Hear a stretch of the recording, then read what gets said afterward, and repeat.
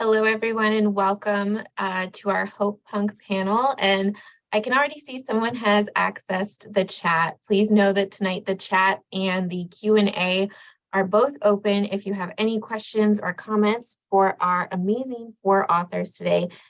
Before we get started, my name is Allie. I am with the Watertown Free Public Library, and I'd like to welcome you whether you're joining us from Watertown, from Ashland, Wellesley, Tewksbury, Norwood, Hopkinton, or Franklin. Thank you for joining us. I am going to pass this over to our host for the night, Susan Kaye Quinn, who has a robust agenda for us. So we'll get started right away. Thank you. Thank you, Allie. Welcome everyone to our virtual panel on Hopepunk. I'm excited to be in conversation tonight with three wonderful authors and an editor of the genre. I'll introduce them briefly and give a little orientation as to where the term Hopepunk came from, and then launch into questions for our panel. So just a little housekeeping, like Allie mentioned, please drop your questions in the chat. Allie will be keeping an eye on those for us, and I hope that we'll have time at the end to answer some audience questions. But if there are any questions that we don't get to, I'll work with the other panelists to get written answers to your questions. And Allie will be sharing those back to you along with a recording of the panel and a list of Hopepunk stories so you can follow on and do more reading if you are intrigued. And that will go out to everyone who's registered. So all right, with that, I will go ahead and introduce our panelists and then roll into some definitions about Hopepunk. So first we have Renan Bernardo, a sci-fi and fantasy writer from Rio de Janeiro, Brazil. His stories have been published in multiple languages and magazines, including Solarpunk magazine.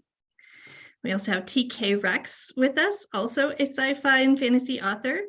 Writing from the West Coast of the United States, TK has published mostly climate-themed stories in several prestigious science fiction magazines, including being a finalist in Grist's Imagine 2200 Climate Fiction for Future Ancestors contest. And we have Brianna Castagnozzi, who, in addition to being a Solarpunk author, most recently published in Clarkesworld magazine, is also the co-editor-in-chief of Solarpunk magazine. And my name is Susan Kaye Quinn. I'm an environmental engineer turned science fiction author. I've been publishing over a decade, but these last 3 years, I've been focusing on Hopepunk climate fiction. So thank you to our panelists for coming tonight. Thank you to the Watertown Library for hosting us, and to the audience for being curious and being here with us tonight and spending your time with us. So I want to start by giving just a very brief history of the term Hopepunk, just to get us oriented, and then we can dive into what the panelists think is an essential element of Hopepunk in a story. So in 2017, a young author named Alexandra Rowland defined in a Tumblr post, Hopepunk is the opposite of grimdark. And that went viral, as these things do, and people got very into the idea of this. And Rowland later clarified that she meant Hopepunk was weaponized optimism, communalism, and radical compassion. So people sort of played around with that, and by 2022, some ideas had sort of solidified, and Hopepunk made its way into the dictionary. Dictionary.com defines it as a subgenre of speculative fiction and art that shows optimism, gentleness, kindness, and collaboration to be effective weapons in the fight for a better future. And I'd also like to share you just one last thing. Václav Havel, who is a famous Czech statesman and dissident, had this to say about hope, because hope is kind of a slippery term, and it can mean a lot of different things to different people. And he said, hope is not the same as optimism. It is not the conviction that something will turn out well, but the certainty that it makes sense to do, regardless of how it turns out. And I really like that sort of vibe with it, and that works for me. But I also want to hear from our panelists. So that kind of gives you a little bit of a foundation for what Hopepunk is. And you might have heard me say some things about Solarpunk along the way. And so all of us are basically Solarpunk authors as well. So you might wonder how Hopepunk and Solarpunk relate to one another. And I think the easiest way to sort of think about that is that Solarpunk is a Hopepunk story about the climate. And the two subgenres don't totally overlap, but they're similar. And we'll talk about that, I'm sure, through the panel. So that's my introduction. I'm going to dive right into our first question, which I think we're going to start with Renan and just kind of like go around and start with different people for different questions, if that works for y'all. So my first question is, to me, a Hopepunk story isn't just a story with a thread of hope, but a story that has some particular elements. The use of compassion as a method of conflict resolution, choosing gentleness over violence, an emphasis on collaboration as opposed to a singular hero saving the day. So the genre is still being defined as we all write it. And there's a danger of being overly prescriptive about what has to be in and what has to be out. That's not what I'm interested in. But I would like to hear what you all think. Let's start with Renan. What do you feel is an essential element of a Hopepunk or Solarpunk story? Okay, so I think there's this intersection between Solarpunk and Hopepunk. While Solarpunk is focused on climate change and mostly climate change, Hopepunk is a more broad term that encompasses a lot of other hopeful stories, but not only hopeful stories. One thing that I think is essential in Hopepunk is the punk part of the name, meaning that it's the attitude of the punks that gives its name to the genre, like it did to the cyberpunk genre or to the solarpunk genre. I think that the hope described in the Hopepunk genre is a hope more active, and not just any hopeful story can be considered Hopepunk. One of the cores of Hopepunk for me is resilient communities and protagonists, and that means protagonists that don't depend on companies, that don't depend on profits, that don't depend on states, or at least rely on states that aren't states that aren't tied to companies and profit.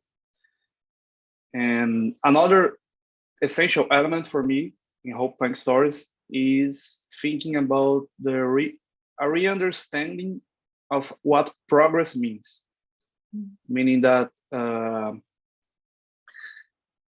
energy, agriculture, transportation, construction, manufacturing, technology, all of those things are kind of retaught in Hopepunk narratives and Solarpunk narratives, meaning that progress must keep up with human rights and necessities instead of only following profit.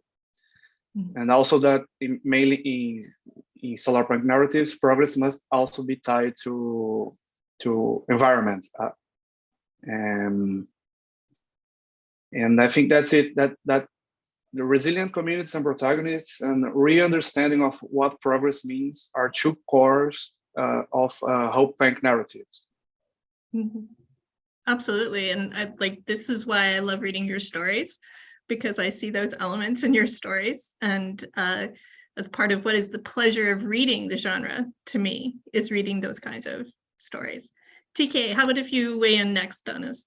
What is an essential element or elements of Hopepunk and Solarpunk for you? It's so funny. I didn't I found out that Hopepunk was a thing, after someone was like, hey, I think your story is Hopepunk. And I was like, oh my God, I just had no idea I was already writing this, and looked it up and I was like, yeah, okay, I'm into it. I'm into it.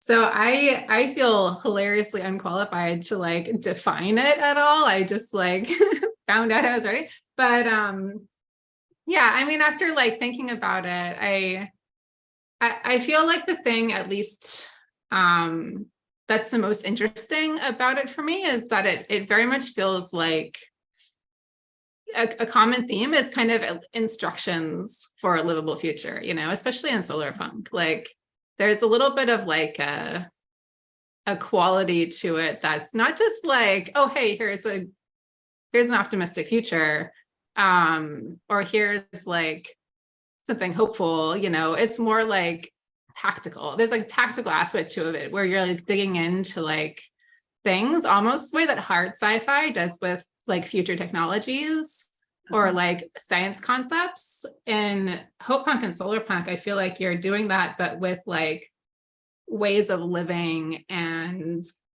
like social philosophies and stuff like that. And I think that's also what makes it like so cross genre too, because you can do those things in either science fiction or fantasy. And they're both like, it can be applicable to our world, even if it's in a fantasy world, you know. I do that a little bit. Oh, absolutely. And again, I can see that in your stories as well, where there's a real practicality to it. And I like what you said about it being a livable, like instructions for a livable future, because there is kind of a whole vibe that I feel has birthed the genre, or sort of entwined with the evolution of the genre. Like you were saying, you were writing it, but you didn't know what you were writing it. Yeah. I kind of felt like some of that too, even predating the term, where I was like looking for something different.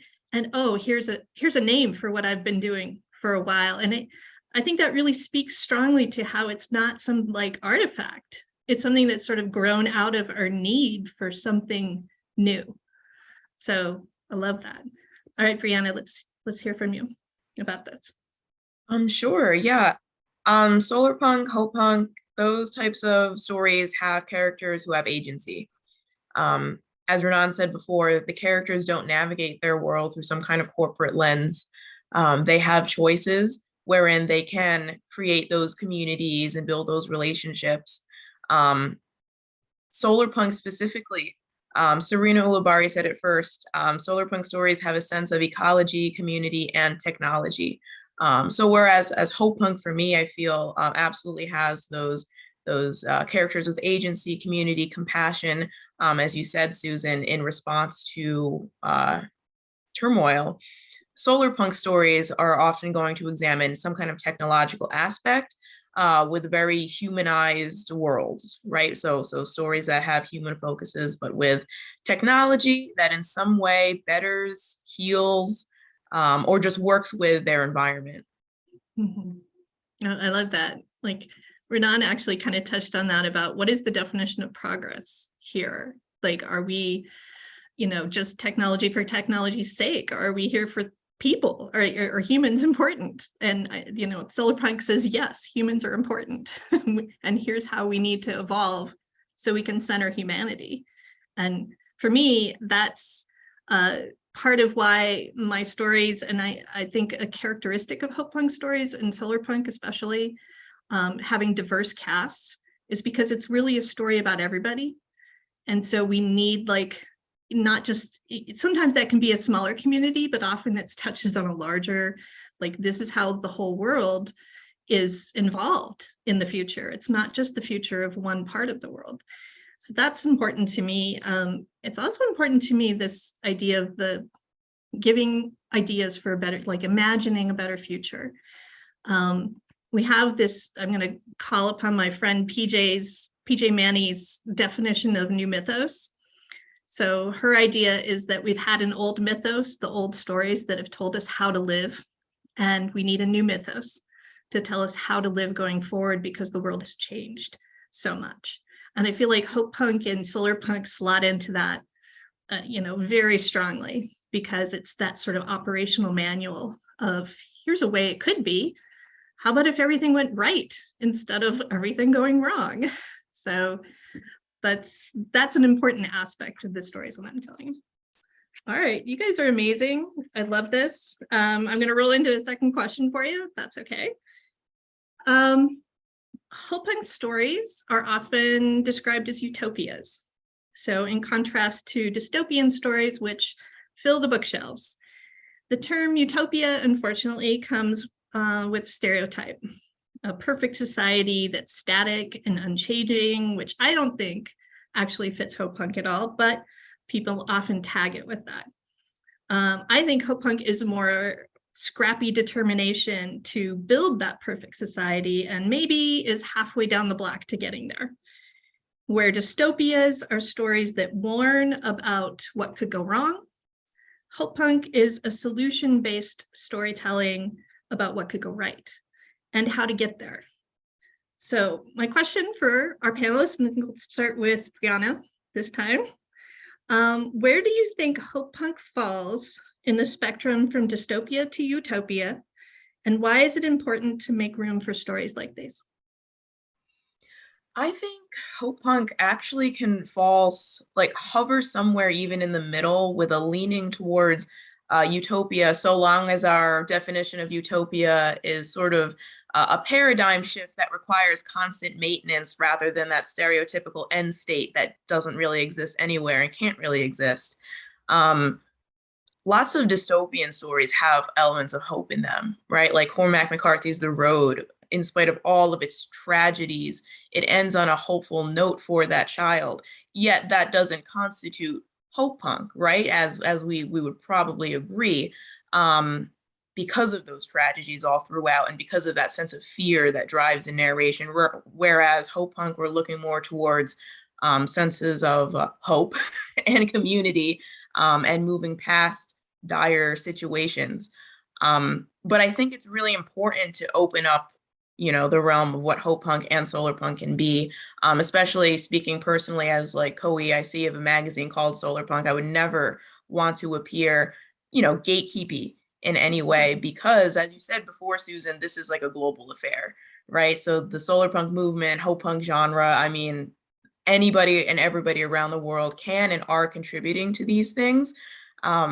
So it's important to keep our minds open and to realize that within a Hopepunk story, there can be tragedy. Within a Solarpunk story, there can be natural disaster. And just to keep an open mind about these infant states that the genres are currently in.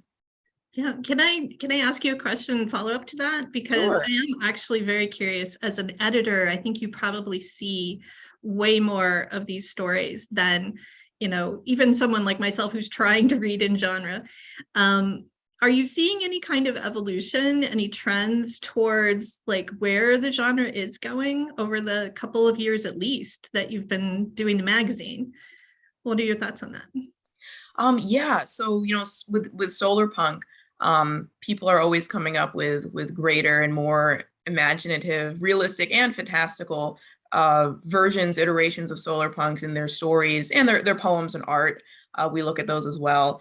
I'd say there are pushes. Solarpunk is of course not a static genre that's like, oh, one size fits all. There's a lot of discourse surrounding what it can and should be, which can be healthy, of course. I mean, we have to constantly be having these conversations in order to, it is a movement, so it has to move forward. I'd say there are a lot of ethnic narratives being woven into Solarpunk. We get so many fantastic submissions from Nigeria specifically. There must be some kind of wonderful Solarpunk like birth renewal happening in Nigeria. I just have to point that out. Yeah, no, it's fantastic. It's incredible. But also all over the world as well. All countries and continents are contributing. And so ethnic narratives being woven into Solarpunk. And then you have people coming from STEM backgrounds who are putting in that real science into the fantastical aspects of that futuristic technology that's helping the environment, working with the environment. And those two things often come together, which is just, wow, when it does, it's amazing. Oh, that sounds great. You get me excited just like hearing about this. Thank you. TK, how about you? What do you think about this spectrum of dystopia, utopia, and what do we want to do with these stories? So I feel personally, and I know like this is not prescriptive in any way, but personally, I feel like dystopia and utopia are more settings than genres, and like I set out to write a utopia like a few years ago, to write like a utopian piece of fiction, and found pretty fast that like a bunch of the ideas I had actually made it dystopian for a lot of people. And I was like, oh man, like this is always going to be on a spectrum, isn't it?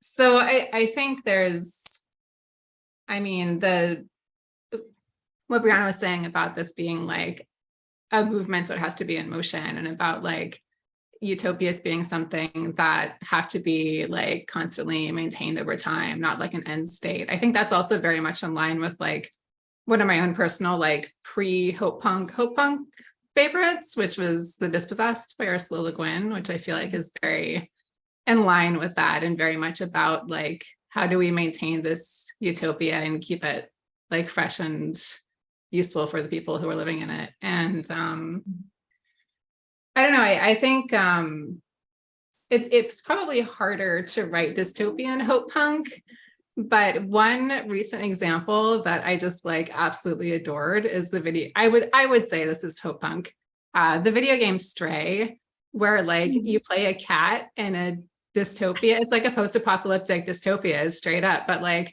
the whole vibe, I played this game right after reading Becky Chambers' Prayer for the Crown Shy. And I was like, these totally vibe. Like whatever's happening here, I feel like they might be in the same category, and maybe that category is Hopepunk. Yeah, no, that is wild. I've heard of that before. I haven't played it, but yeah, I think the vibe is an important aspect too. I sort of feel like Brianna was saying, there's a spectrum. I think there's a spectrum on vibes too. And at the far end of the spectrum, you've got Becky Chambers and that beautiful feeling where you're just like, I feel so cozy and happy in this. It's like communicating from the future the way this could feel. And I think feelings are super important for readers to take away. I personally like the term anti-dystopia, which I've just recently sort of glommed onto. It feels like somehow it rejects the dystopias, which I feel like we have enough of that. It's not that we can't write any more dystopias, but we've just done it forever. And we need to like throw a few elbows to make some room for some anti-dystopias and or whatever vibe it is that Stray is, and, you know, get some of those stories out there. And that kind of balance, I think, is really what I would be looking for, is making sure that we have a balance of stories. And I think we can like look back. Ursula K. Le Guin is one of my heroes, and she just was so ahead of her time in a lot of ways in thinking about what are the also, you know, who are the architects of the larger reality? That's us. You know, we have a chance to do that and tell the stories that, you know, someone somewhere today is living in a dystopia. What about their stories? We need to get their stories out as well. And also like into the future, what can we do to make things better? And I think there's that question is like the pandemic has really spurred a lot of people having a moment and saying, you know, this isn't that great. How about we go and do something different? All right. Enough of me. Renan, what do you think about the spectrum? I see utopia, it can be seen as a kind of goal, even if it's kind of unreachable, in that kind of stereotype, but it can be seen as a goal, as an objective. It's where you should aim for in a society, even knowing that not everything will be perfect. And I think that Hopepunk is a genre that strives for that goal, that puts people acting in individual, community, or global levels to make things better. I think it's important to make room for those kind of narratives, not only to entertain the reader, because of course entertainment is one of the reasons of stories in general. But I believe that Hopepunk also shows solutions, shows that solutions can be devised. This is very important for young readers, for example. It helps nourishing the belief that the world doesn't need to be a bleak dystopia. science fiction in general, like the golden age of science fiction with the focus of with its focus on technology and science, there were a lot of positive stories in that sense in the golden age, but they completely forgot, most of them completely forgot the social aspect of science and technology. So I think Hopepunk stories are good in that sense. You can strive for a utopia, a better society, a better future, and thinking about technology and science, including everyone, and thinking also about the social aspects of technology and science. Yeah, no, I agree completely. And, you know, that idea that science is not just, you know, robots, it's not just circuit boards, it's also social science, it's also humanity, it's understanding our creativity, it's understanding how people work. And I feel like, you know, part of the vibe that comes down, I keep using that word, but part of the vibe that comes down with Hopepunk and Solarpunk is a much more organic feel where, hey, you know, not even, you know, biology, sure, but just like the social, emotional, relational, relational between people has to evolve, because what's holding us back is not that we don't have enough gadgets. What's holding us back is that we don't know how to take care of each other. And so, you know, these are stories I think that can show that. And, you know, in the worst dystopias, there's often people will point out and say, oh, but look, these people are taking care of each other. Well, okay, yes, but, you know, hopefully the world doesn't have to all collapse before we can start doing that. And as far as one other thing I wanted to add, because I was thinking, I don't remember now who said it, but Hopepunk doesn't need to be restricted just to the Hopepunk like bin or Solarpunk bin. Like I've been thinking a lot lately of how we can spread a little Hopepunk on a lot of different stories and have some of these elements that you guys are mentioning be in like something that is just a normal, you know, mystery story, but also there's a plot line where we have collaborative solution finding, or we have some great act of compassion that now solves the story, rather than somebody coming out and punching people into whoever, you know, Rock'em Sock'em wins, and that determines the end. Like maybe we can have more compassionate solutions. So, okay. I'm rambling, so I'm going to move on to the third question, because I can absolutely spend an hour rambling on this, and I vowed that I was not going to do that. So third question for y'all, and this one I think we're going to start with TK. There seems to be a call for more optimistic stories in science fiction lately, especially in climate circles, where it's seen as an antidote to doomerism that keeps people from taking action, specifically in the climate crisis. I've also noticed a rise in the popularity of both horror and Hopepunk at the same time, and even Hopepunk adjacent genres like Solarpunk, but also like Sweet Weird. There's sort of a whole category of wholesome stories. And I've posited that horror and Hopepunk are twin reactions to the anxiety about the world that we're all experiencing, and it really all experiencing at once in a sort of global phenomenon with the pandemic. Horror does a good job of capturing readers' attentions viscerally for a short period of time, and I think that helps to relieve some of that anxiety. Whereas Hopepunk sort of affirms the more wholesome aspects of humanity, that teamwork and compassion can still, you know, carry the day. So my question is, how much of your writing in Hopepunk is a reaction to the world? And what purpose does that serve for you? And do you hope that it serves for your readers?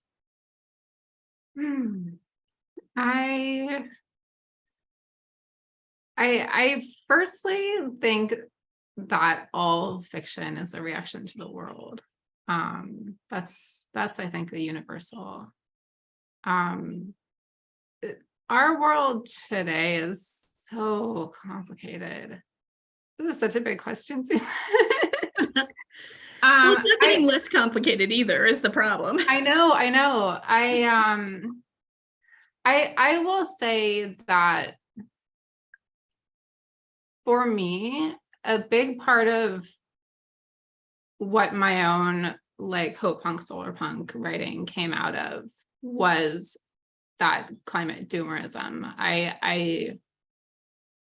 I took, I spent my parents are like both environmental activists, you know, and I kind of grew up with this like, oh, well, obviously, like it's important to take care of the planet and stuff, you know, but then like the world just, it became very apparent as like a younger adult, just how messed up the world really was. And I kind of like, it really got to me, you know, for a long time. And I didn't realize just how much had been done and how much people were doing until I took an actual ecology class. And it was really eye-opening, just realizing like, wow, the Ohio River used to be so polluted that it was catching on fire, and people fixed that. And like, you know, I'd heard about the ozone layer when I was a kid, and like, oh yeah, we fixed that. Like that's doing really good now, you know? And like hearing about all that stuff that it was actually happening kind of gave me this like extra impetus to come up with my own solutions, you know, from what I was seeing, and try to help like sell the interesting ones through fiction. So that's how it's related for me. Yeah, and I loved your recent article that you had out about your family background and having that connection to, you know, to foraging and, you know, a bunch of things that were very earth-centric. And you know, it's funny when we grow up, we have the world and then we like find out the world, and there's like kind of some bad stuff out there. How do you keep, you know, not just losing all of your hope for the future? I have a little bit of an advantage over all of y'all because I'm old, okay? And so I was around in Los Angeles in the 70s, and let me tell you, the smog back then was like unbelievable. And now it is much better.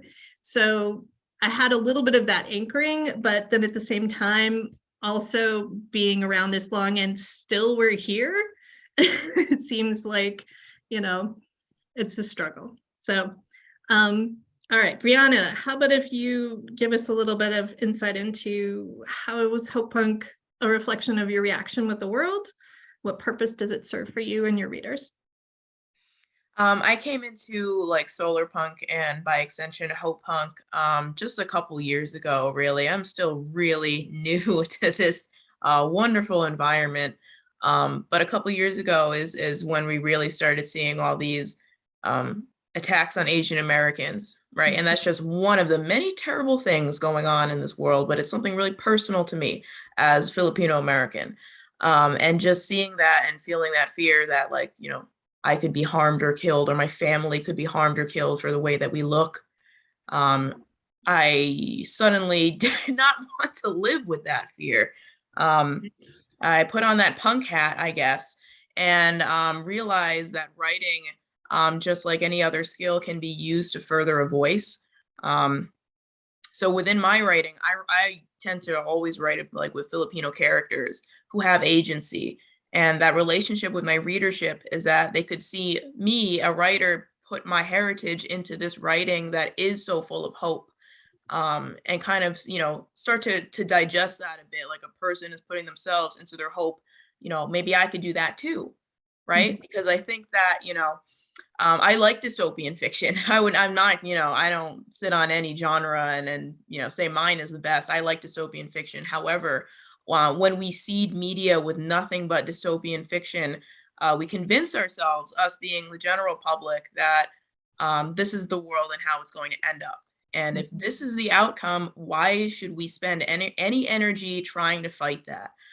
So that's why I think that putting Solarpunk and Hopepunk out there is so important, and that's why I put a part of myself in all of my Solarpunk narratives. Well, and you're doing such a wonderful thing with the magazine too. I just want to plug Solarpunk magazine, and anyone who wants just to dip their toe in, go check it out, because they've already done the work of gathering up all these great stories for you. And they're just inspiring. And you like, so that is all that work you all are doing to put that out in the world is real. Like it's having a real effect, at least on me, but like I know there are many other people. So thank you for doing Thank you. Thank you.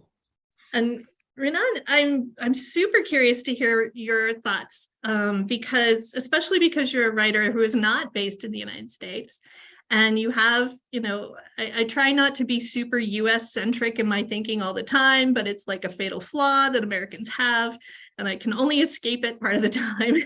So I'm trying, but I do want to hear your thoughts about what is your perspective of the state of the world as perhaps maybe different than what we've been talking about, and or the same, and how does that influence your writing, and what do you hope your readers will take away from your works? It's kind of similar.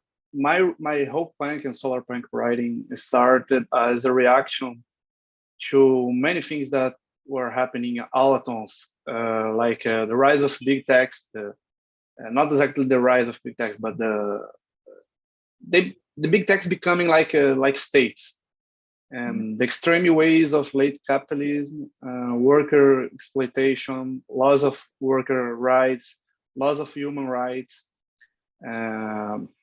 We've seen that very, very strongly, mainly loss of human rights, loss of rights in general, here in Brazil in 2019 after Bolsonaro's election. So that was a moment of, it was kind of, it was a moment of anger, a moment of sadness. It was kind of living in a dystopia for a while. We are still seeing many things that he left behind after the government changed earlier this year. But with his election, I needed to find a way out of all of that was happening, and not only regarding Brazil, but everything that was happening in the world. Then the pandemic came. Then lots of the Black Lives Matter protests, and the fires in Australia, fires in California. It was everything so dark that I needed a way out of this. So writing Hopepunk and Solarpunk came as a reaction to that. And like TK said, a lot of fiction is a reaction to those anxieties of the current moments of the world. It always been like this. But I think that with Hopepunk, this anxiety is kind of translated into to hope, different from dystopia, because with dystopias, you are translating that anxiety into dread, into horror or dread. So Hopepunk, you know, you acknowledge the existence of many problems. You know they're hard. You know that your characters and protagonists will face a lot of hardships, and their communities will face a lot of hardships. But they can tackle that with a sense of hope instead of a sense of dread. So that's one thing that I think that readers might take from that. Because you can be hopeful in the most terrible moments. You can be actively hopeful. Right. You can choose to hope. You can choose to have not just like an optimism, but like, I'm going to take joy in the things that are joyful right now, because there are still like they're coexisting joyful things and horrible things like all the time. And it's like this terrible reality of the world, but it's there.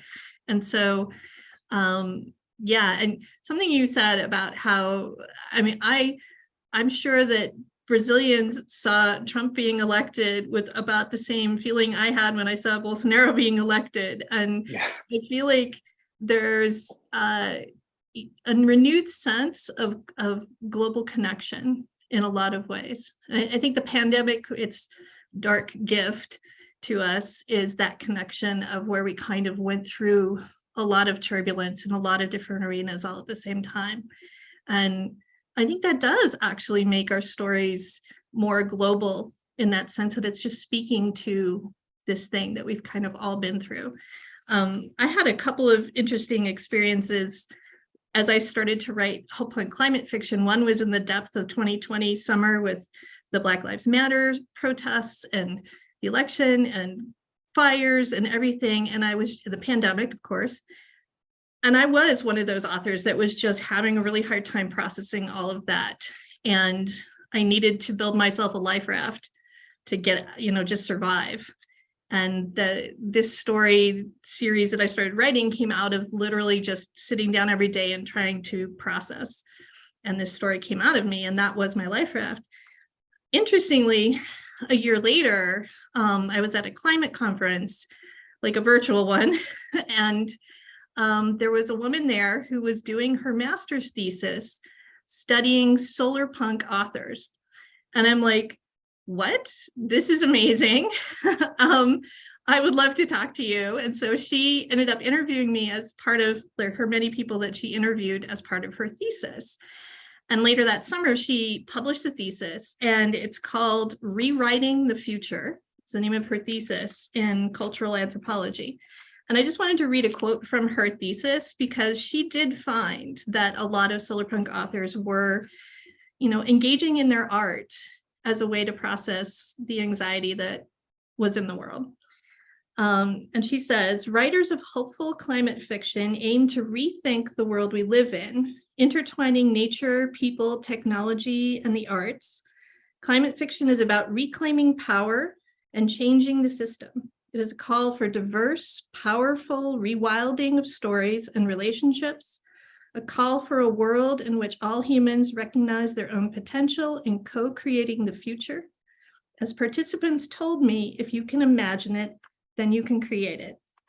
And that just really, I just devoured her thesis, because it was speaking so very strongly to what I was feeling. And I feel like that is our gift, that, everyone has a gift in this world. Everyone has something that they do well. This is what I do. And so I'm trying to use what I do to help us move forward. And I see that, I'm trying to do that as a writer, but when I read one of your stories, I feel that on the other end. I feel uplifted. I feel like, oh, wait, we can do a story like this. This is amazing. And I think it really is serving the purpose. So I am proud to be a part of that with you all. All right, I think we have time for maybe one shorter question. And then I'll have a final question for you. And then I'm going to try to come up with, or try to take a couple of reader questions or audience questions. So my fourth quick question for you is, Maya Angelou said, I have learned that people will forget what you said, people will forget what you did, but people will never forget how you made them feel. So what is the feeling or feelings, and I'm looking for a couple of words here, like a vibe, that you try to capture in your works, and what do you want your readers to walk away with? Let's start with Renan on this one, go backwards.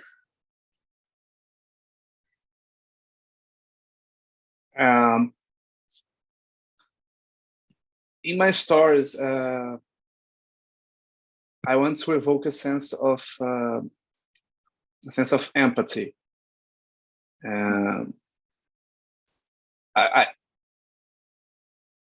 Meaning that people can simply be good for the sake of goodness. They don't need a reason to be good.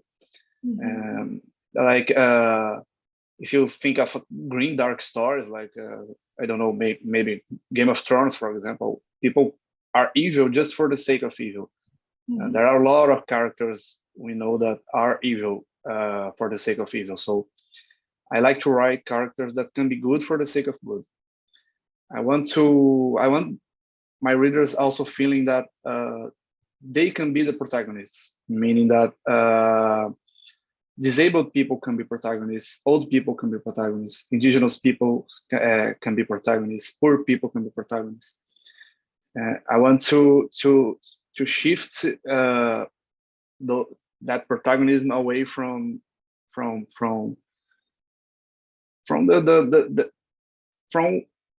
the kind of protagonists that we have been seeing for the last decades. So that's one thing that I want to evoke in my readers is that. And I want to convey also a sense of responsibility, to other people, to wildlife, to the planet in general. And I want to show that characters can care about those things, that they can include those things in their decisions. Even they may be maybe planting a tree, or they may be building a rocket, but they can include those things in their decisions, no matter what their decisions are. I love that. I love all of that. I'm like, wanting to I will be going back and watching this and writing down Renan's words, because I love that idea that it's okay to be good. It's okay to care for each other. Those are beautiful, wonderful things. That's one thing I've noticed about your stories too, is there's a wonderful warmth in them where you feel that in the stories. So I can see where that comes from. Brianna, how about you? What sort of feelings do you try to capture in your work? Yeah, my vibe word, I think, will be fight. Fight in the very punk sense that Solarpunk and Hopepunk must be. Fight not necessarily in the physical sense, but by all means have your main character punch a fascist, that's fine. Fight can be planting a tree, right? As Renan just said, planting a tree, building a rocket. Fight can be a revolution. Fight can be an elder keeping up with the oral folk tradition of their culture. That can be fight. For me, that word fight in the context of what I'm talking about with the genres is the inherent recognition that you and other humans have value inherently, not to perform a service or to some other corporate tale, but inherently you are worth fighting for, and what you stand for is worth fighting for. Yes. And I love that I've heard it said about Hopepunk that the fight never ends. I think that was Alexandra's original definitional statement, and that really resonates with me too, because that sort of fighting for people is really not going to ever end. So we need to get good at it. We need to know how to do that. So I love that. How about you, TK? What kind of feelings do you want your readers to walk away with? I have so many notes on this, but for time, I think this is something for me that's more about all science fiction, especially. But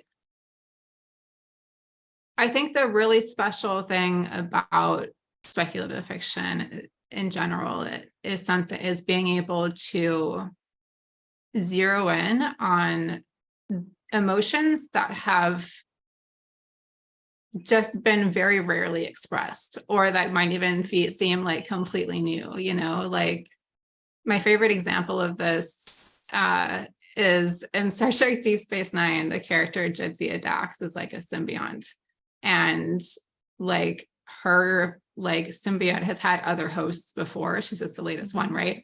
So there's an episode where one of her previous hosts, ex-wives, shows up and in a new host, and then there's this weird love quadrangle thing, and it's just I didn't know I could have such complex emotions about a weird symbiote relationship. And I love the way that science fiction can find those rare and unusual emotions and zero in them. And I think for Hopepunk specifically, there's a real opportunity to find those that have just been those emotions that have been underrepresented and that have been really hard to describe. And especially around the very current state of our world and some of the feelings that like I think younger generations have about our society that we don't see in fiction very much because it hasn't been created by us yet. You know, I think that's where the opportunity really is for interesting and artistic approaches to it. You know, I really like that idea of the power of science fiction to do that. And I've seen that in some of the more fantastical stories where, you know, you're turned into a fish and now you have fish problems. And like, that wasn't like, it transports you and allows you to unlock, you know, it's that new, everything is new again kind of thing. And you're right, that's a huge potential, which I think I don't always necessarily tap into that. I tend to stay very grounded and near term and realistic. And I've been playing a little bit more with getting a little more fantastical with my fiction and exploring that. But as Brianna was saying, it's evolving, you know, like there's a lot of places we can go with it. For me, in terms of what kinds of feelings I want my readers to have, hope is one of them, obviously. I also kind of want to leave them with a yearning of like they have a yearning in their hearts for things to be a certain way, to be like this thing in the story, to have this thing that they see portrayed, because then they'll go out and try to work for it or feel like a little more oomph in their step to be able to like make it happen because, hey, why can't we have things like this? This would be great, you know? And so I try to portray things that are, I think that's why I tend to be more towards the realistic end of the story spectrum, because I want people to feel like this is very plausible. This is not a big stretch. We could absolutely have something like this. This actually is our default mode as humans, because if we weren't fundamentally a cooperative species, we would have died out long time ago. And, you know, even with the dysfunctions that we have, we're still here. We're pretty adaptable, but, you know, we basically are a social species who wants to and longs to be connected and working together. So, all right. Ali, I don't know if you have maybe a couple of questions for us from the audience. We could take Indeed, I do. I'm going to go in chronological order with what I captured here, and we'll see how many we get through. And I think, Sue, you had mentioned we will answer these questions in a follow-up email if we don't get to them live. So just know that your questions are being seen and we will get answers to them, hopefully. I think you've kind of answered this question, but our first one was, are all Hopepunk stories focused on climate? Or I don't know if you have a quick answer to that one. I would say Solarpunk stories are very firmly climate focused, but Hopepunk is not. I've written several Hopepunk stories that are not at all related to the climate. So yeah, I think when we have our reading list, I'll try to tag which ones are Hopepunk and which ones are Solarpunk so people can poke around. I don't know if anybody else wanted to weigh in on that. I think we're good. Sounds like there's a consensus. From the chat, Monk Davis asks humor. I believe humorless stories, though sometimes cathartic, have more recently added to widespread negativity and separatism rather than providing a healthy emotional release. Given the power of stories and the connectiveness of humor, do you actively search for humor in your stories? TK, you want to field that one? One of my many answers to the last question was like, I want to make people laugh and think. That's always been like one of the goals of my writing, even like professionally for like day job stuff. And humor is like so important. And whether or not you have like a so-called like humor story, like if it's a funny story, that's one thing, but using humor as an element within any other story, especially even like dark stories, can be so effective. And the moment you can make somebody laugh, you can make them listen. So it's an incredibly effective tool also. Yeah, I like that. It's also my chance here to pitch the heroine's journey. If you haven't heard of it, go look it up. Specifically the Gail Carriger book about heroine's journey. I know that Monk is a writer, so I'm telling this to him specifically. Hi, Monk. She talks quite a bit about humor being a key tool in the heroine's journey, and the heroine, as opposed to the hero, will be a gatherer of people, and one way you bring people together is with humor. So, absolutely. Hi, Monk. Next question. Fielding them as they're coming in here, but we have a question from Susan Clare about, if you write a futuristic story in which a character is powerful in all the right ways, does that character become a myth? Or is a mythical character or setting need to have been with us for centuries before being termed a myth? And there's been some great discussion in the chat from writers as well about myths, but that is a theme here that people have some questions and thoughts about. That's a very interesting question. I'm gonna ask Brianna to weigh in on that, because she's our academic, and I think she might have some really interesting viewpoints about that. Yeah, I love that question. No, that's great. We're actually having like a myth themed Solarpunk issue coming out later this year. So I saw that question before and I was like, yay, people are thinking about myths. I think it's really cultural. I think it comes down to how a culture or locality is using the word myth and applying it to that person. My gut is to say that myth is something that like percolates over time. You know, like for example, in the Philippines, Lapu-Lapu was a real person, but the mythologized version of him, when you see all like the statues in Cebu and stuff, it's like he's this warrior with like, you know, these like these muscles and these weapons. And in reality, I think when he defeated Magellan, he was likely an elderly person, according to research. So like the myth version versus the real version, time has separated those.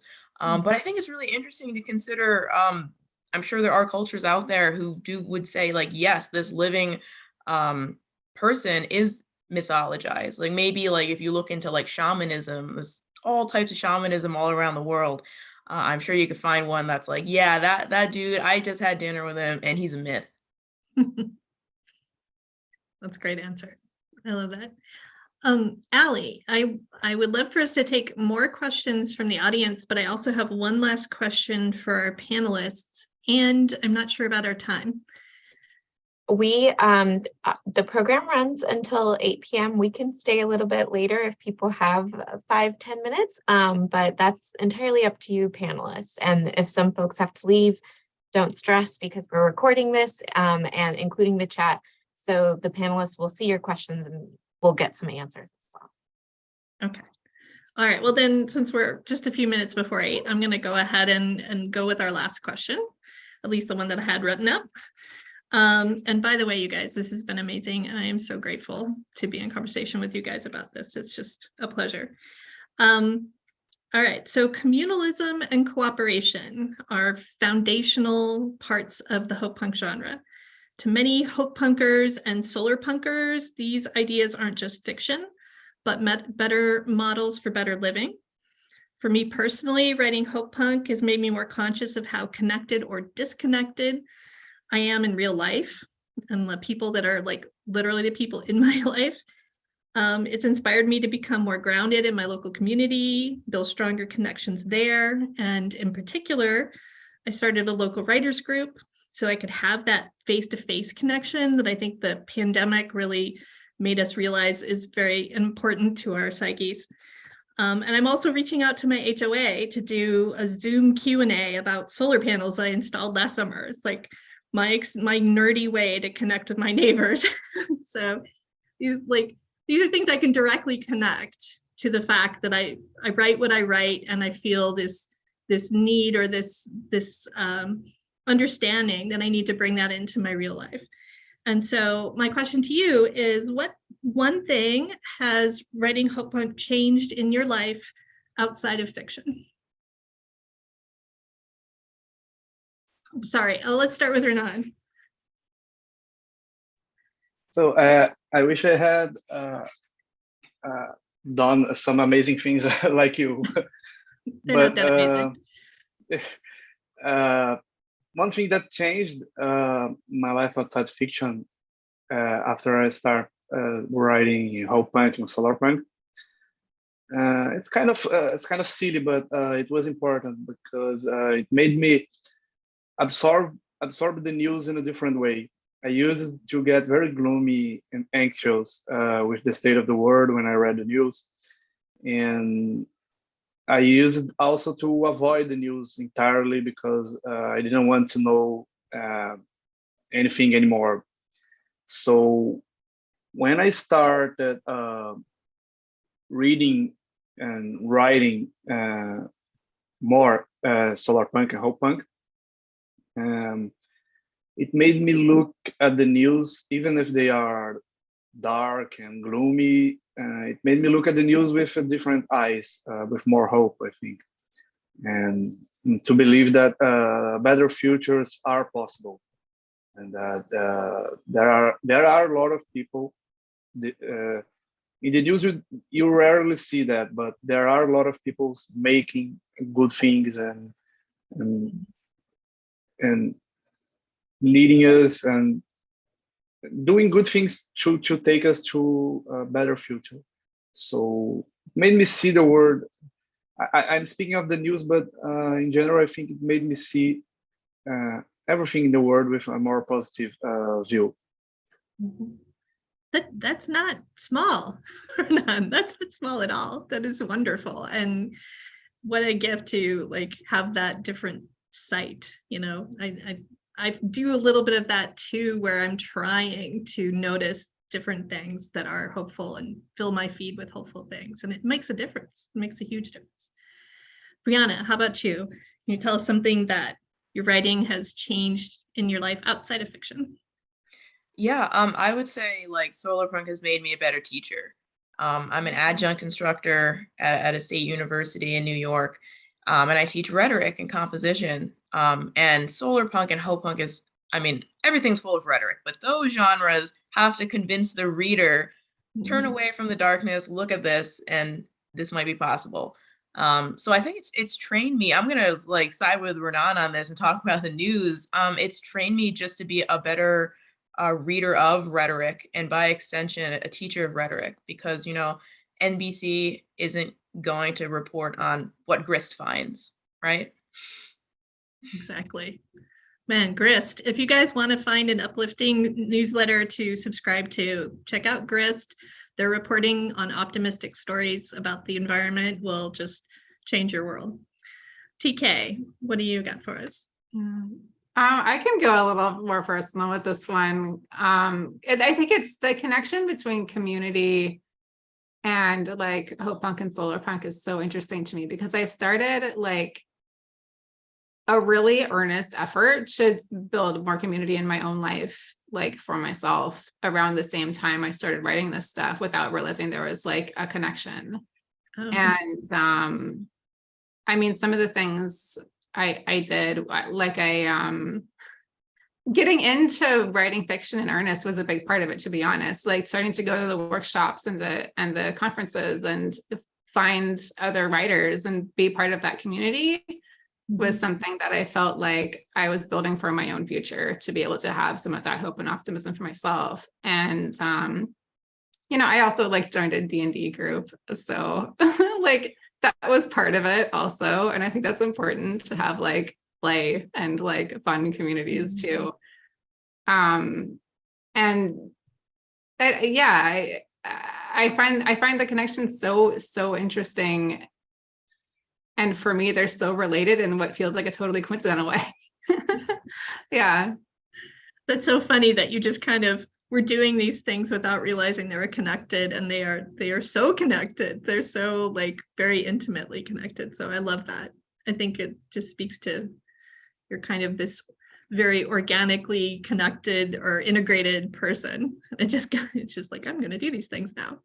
I think I'm not, it's the time I wasn't alone either, you know, just realizing that like, there's so many people who had been facing the same kinds of like existential like concerns as me, that this is a whole genre now.